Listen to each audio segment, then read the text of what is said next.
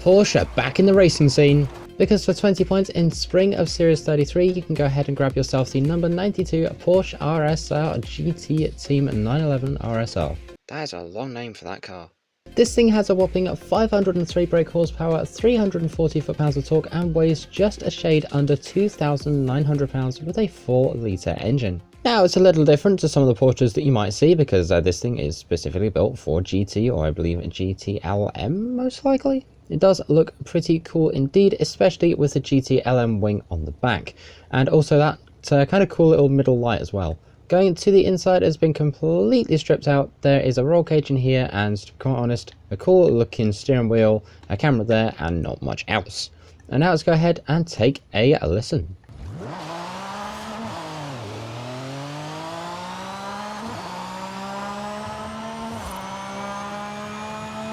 So here we are now over in the upgrade shop. The first thing we're doing is jumping straight over to conversion and straight to engine swaps because we've got two available. We've got the 3.8 litre flat 6 twin turbo or the 4.6 litre, no, yes it is 4.6 litre V8 hybrid, which I believe might be the Porsche 918 engine.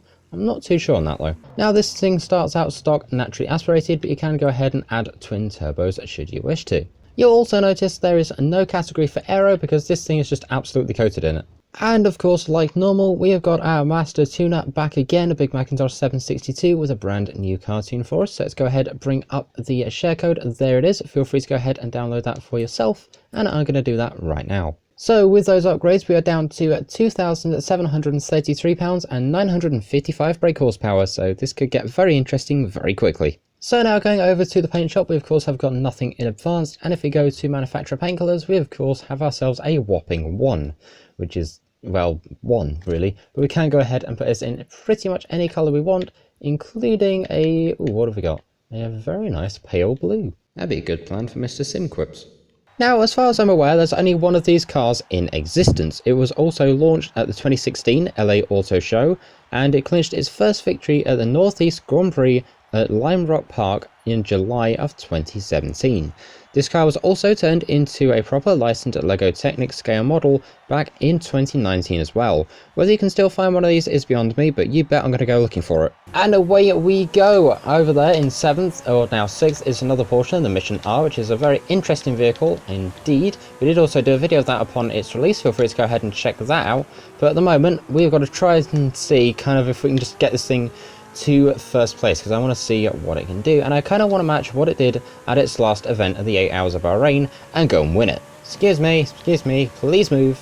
And speaking of things it's won, it's also been a part of, I believe, 4 team championships, and I think that the one was 2 drivers championships. I'm not too sure on that one. After some research, it was involved in 2 constructors championships and 5 driver championships, which is pretty cool indeed.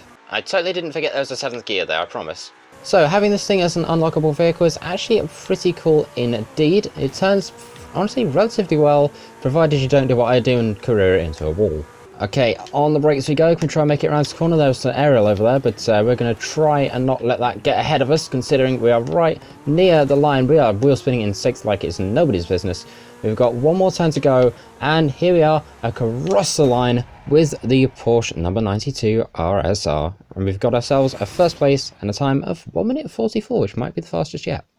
So here we are now back over at the upgrade shop, and now we're going to do something which might be considered, well, I don't even know what anybody, but we're going to go ahead and engine swap this thing, twin turbo it, and we're also going to go ahead and all-wheel drive swap this thing, because we're going to attempt to try and make this into a bit of a drag build. And yes, we're going to need some drag tyres too. So with all those upgrades applied, we're now just a shade over £2,900 with 1,441 brake horsepower. So let's install it. I thought the race car variant was scary, and now I got this one too. Although, much like everything else, now I of course have got the wonderful joys of trying to tune this entire thing.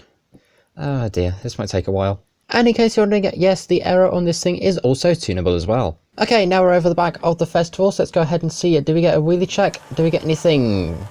Actually, yeah, we do. I'm kind of surprised. Get better speed. Well, I mean, that's what we're trying to achieve with this thing. So let's go ahead and get ourselves on some launch control. And away we go. A little bit of a wheelie out of the gate there, which is honestly pretty cool indeed.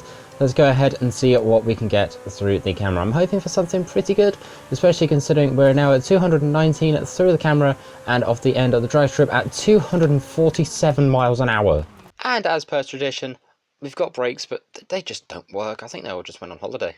However, now we're back in the upgrade shop once again. We're going to go ahead and throw this thing back onto the tyres it came on, which are, of course, full slick Michelin racing tyres.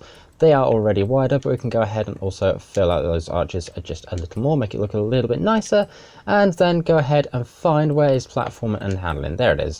We'll go ahead, jump in there and take it back to some racing springs and dampers. However, before we go any further, here is this week's Forzathon shop. We've got the McLaren F1 GT, the pink wrestling mask, the pink wrestling outfit, the Aston Martin 177, the police car, or police siren car horn I should say, which sounds a little like this.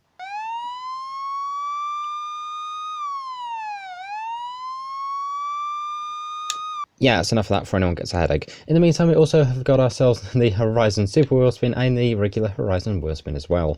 And now let's find this thing's top speed. Perfect way of words as ever. Anyway, let's go ahead and get ourselves onto launch control and away we go. Less sort of wheelie this time, which is a little bit of a shame, but then again, we're back on full racing springs and dampers, so, you know.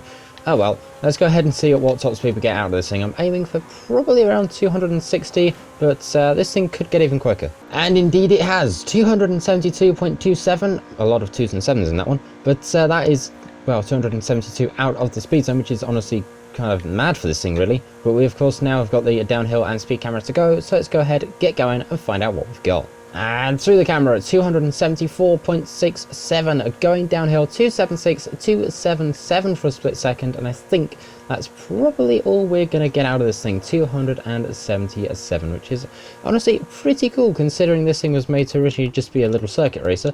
But yeah, the top speed of this is honestly kind of immense, and we're still not done with it. I'm sure you figured out where this is going.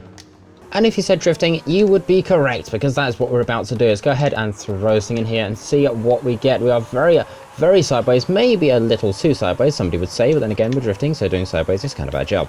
Going out the first run at 39,729, which is not too bad at all in the first run, nearly 40k, and now I've got to go ahead and do it again.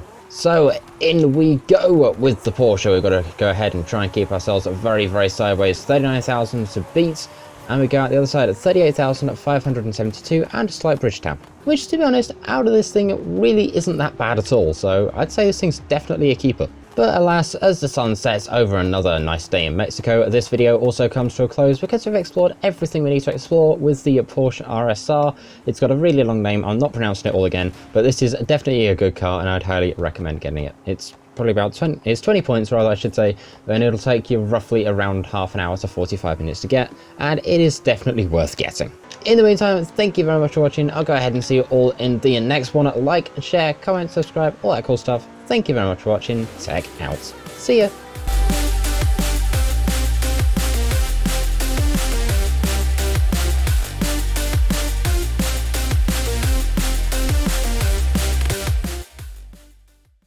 And now I wonder what we get next series.